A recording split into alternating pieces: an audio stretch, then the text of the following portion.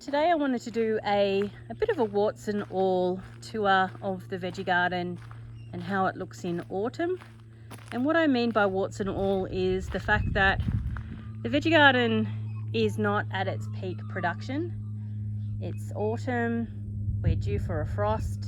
The summer veg is going over because the temperatures during the day and at night are too cool to sustain their growth. So things are looking a little bit sad. So you'll see lots of weeds and things. So this is a pre-cleanup. So what will happen, we'll get in over the Easter long weekend and we'll clean everything up and get it ready for winter veg. So this is what happens in our climate. I grow tomatoes and I'm not always successful with them ripening early enough before we get a frost. It just depends on the variety that I grow and how early I can manage to get them in the ground. This spring we had a late freeze, so I had to start a lot of my tomatoes again.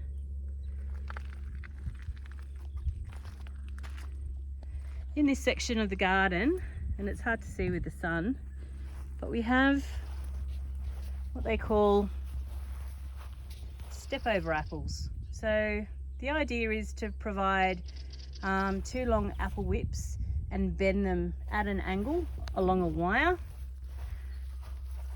And it's like espaliering the apples, but they're low to the ground, hence their name step over, because essentially I suppose you could step over them. And normally I would prune all this extra whippy growth off, which I'll do in winter. And growing them like this, they're still quite productive. And I do have some apples here I can show you that we haven't picked yet. So we have older varieties of apples, Granny Smith, Jonathan's, Orange Pippins. There's two apples on each side. And then they're just framed by the Society Garlic, which looks good all year round. It's a great plant. Here's some more apples here. Back up this other end, you'll notice I do have a lot of what I call garden art. Other people might call garden junk, but this is an old stove that came out of a house on the property. And I have some flowers. Always have flowers.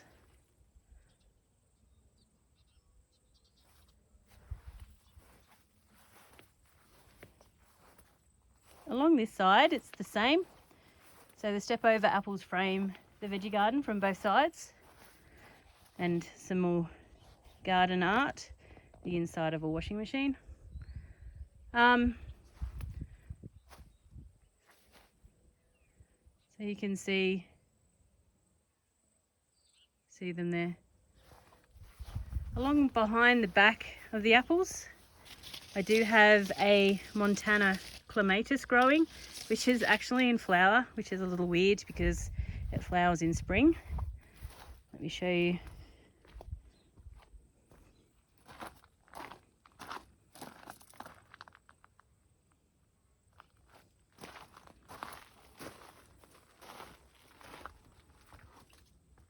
It's a really nice flower.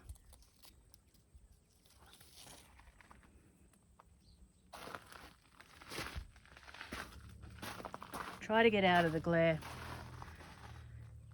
So the veggie garden looks like it's a decent size, but realistically it's not big enough for our needs. We always run out of room.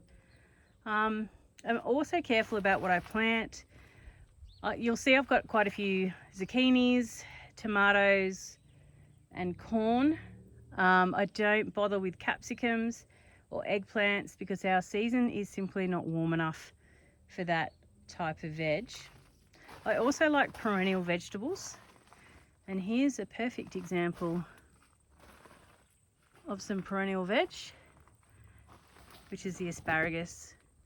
So what I love about perennial veg is they're just set and forget. You put them in the ground, you feed them, and they just produce forever.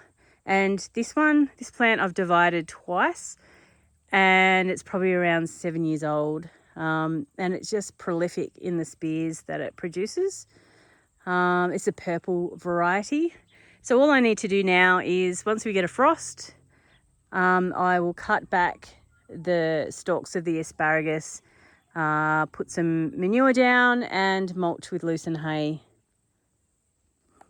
This blue drum, this is a bit of a concoction. I don't suggest, if you do this, to take the lid off too often, because what it is basically weeds and water fermenting together, rotting down in order to produce some weed tea. So we just dilute this in the watering can and I put that on the garden. It actually works really well. So this bed here is a bit of a mismatch and a bit of a jumble of flowers, and there is a zucchini plant in here which we've picked from. There's no zucchinis on it at the moment, it's just not warm enough.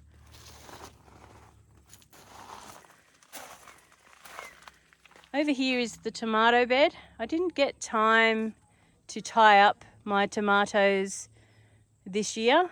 I just actually let them flop everywhere, but it's made no difference at all with production. I've still had a heap of tomatoes off this section and made 3 lots of tomato relish, and it's still producing. I pick the tomatoes when they start to turn, so I don't have to deal with insects.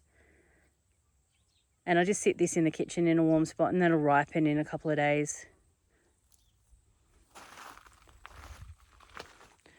This is another perennial veg. This is a leek, and it grows pretty much all year round. It does produce a flower towards the end of winter, and then it'll die back a little bit, but it'll regrow. And they can be a little bit invasive.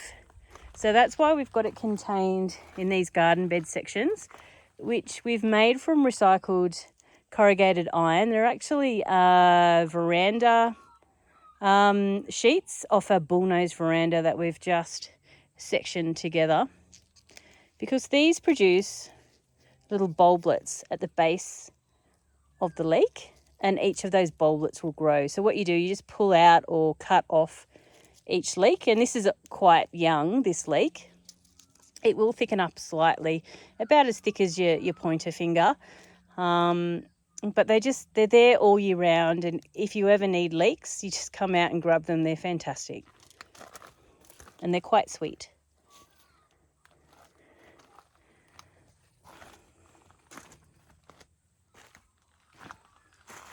This is the strawberry bed.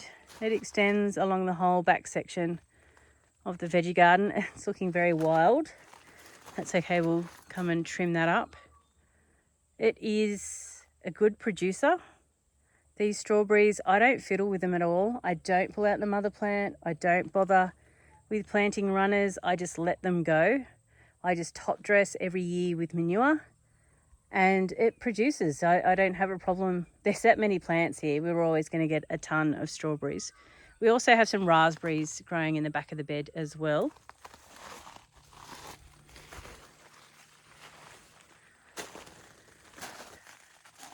Along the back section, growing along this mesh, is a grape. It's a Thompson seedless grape, a green grape, the same as what you would get in the supermarket. And it's done quite well. We have already picked the grapes off, and the only drawback to growing a table grape like this in our area is it's not hot enough and we don't have enough rainfall. So it needs a fair bit of supplementary watering to get grapes of a sufficient size. But it still does okay. And I find if we thin out the sections of grapes, then what we will have left will be bigger and juicier and more tasty.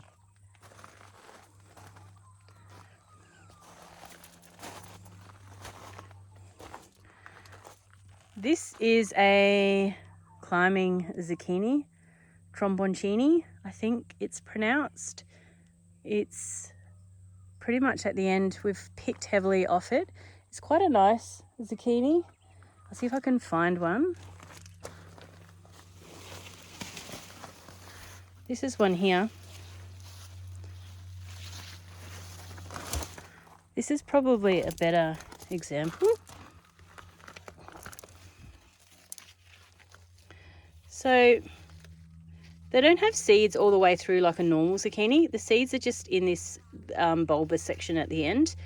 So it's really nice. You can just cut that section off and discard it if you like, and then grill this section. The flesh is really sweet. The skin is a little bit harder than a normal zucchini, and some people actually store these over winter and use them over winter. We don't bother with that, essentially because by the time we get to the end of the summer and autumn period, we're over zucchini, so we don't really want to be eating them during winter. That's thyme. This is some silver beet that I've let go to seed. So that plant has been in the ground here for a couple of years, and I just let it go to seed every year. And if it gets too stalky, I just pull out the original plant and just let the smaller babies grow up and replace it. Another great perennial veg is the rhubarb. So as long as I feed it and water it, it's quite happy. And I just twist a stalk off anytime I need it, and it's always there. Perennial veg are very, very reliable. This is a section of bed that we've cleaned out. I've got some carrots coming up, but I put some fringed kale in. And as you can see, the white cabbage moth has been nibbling on it. We don't use any sprays, herbicides or pesticides in the veggie garden. I don't use pesticides at all. And what we usually do to manage the white cabbage moth is we grow a plant which you can't actually see at the moment because it's covered in tomatoes, but it's called land cress. And the idea of land cress, and if you're interested, you can look it up on the ABC gardening website. The land cress attracts the white cabbage moth. The white cabbage moth lays its eggs on the land cress, they hatch out, and the little caterpillars eat the land cress, and then they die. And that generally works quite well. We can just plant it in one section of the garden, and it just defends the whole patch. Here's some here actually. This has come up by seed. The problem with land cress is it's a little bit weedy, but you just pull it out where you don't want it. So this is land cress here, coming out the bottom of my compost bed.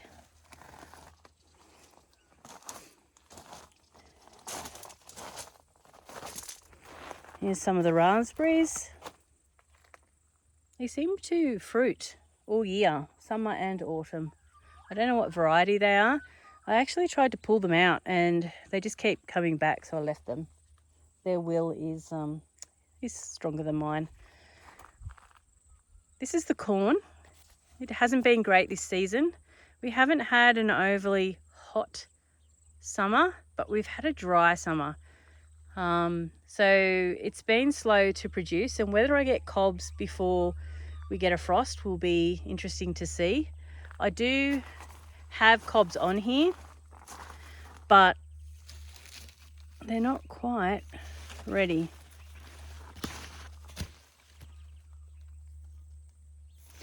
So if we don't get them before the frost, they'll go to the ducks. They won't go to waste. And all the stalks we'll put through our chipper to put into the compost heap.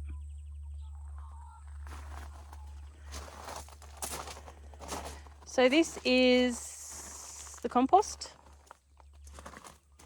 And there's 2 beds here. The plant growing behind the compost heap is another clematis. And this is a really vigorous one. So if you've got something in the garden you want to hide, this is a good one to use. This is Golden Tiara, and you can actually buy this from Lamley's. It has a really nice yellow flower, and it flowers on and off all summer. It's really great, and then it produces these fluffy seed heads. So there is a bit of interest, all year round. It is deciduous, so it'll die back, and then I'll hack at it, try and put it back into control. Obviously you can see it's gotten out of control at the moment, but this is the compost heap, and there is sections. It is ready to use. It is all rotted down and ready to put on the garden.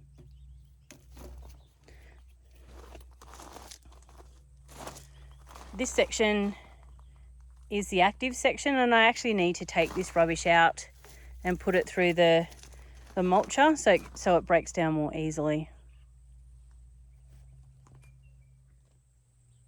We do have another area that we utilise for our slow veg. So what I mean by that is our garlic and our onion, or vegetables that we want to leave in place, like perennial onions, because they just take up too much space in the veggie garden. This bed is in a separate part of the garden, and it contains our perennial onions. And the type of onion that's in this bed is a bunching onion or a shallot, and it's called an Egyptian walking onion, and they're pretty cool. They grow the same way as a normal shallot does, but instead of flowering, they produce offsets at the top of the plant where the flower stalk usually is. Here's an example here. And you can eat these little onion top sets. They're quite spicy. Otherwise, what happens is this top set gets quite heavy. The stalk here bends to the ground, and they produce these little roots, and they take anchor into the soil and produce more onions. So the idea is we're building up this bed with the shallots. We do plant another species. It's called a potato onion. It's another clumping onion. We usually dig them up, let them dry, and then replant them. Otherwise they have a tendency to rot in the soil. We do eat these shallots. They're quite sweet, but for the moment we're just letting them build up.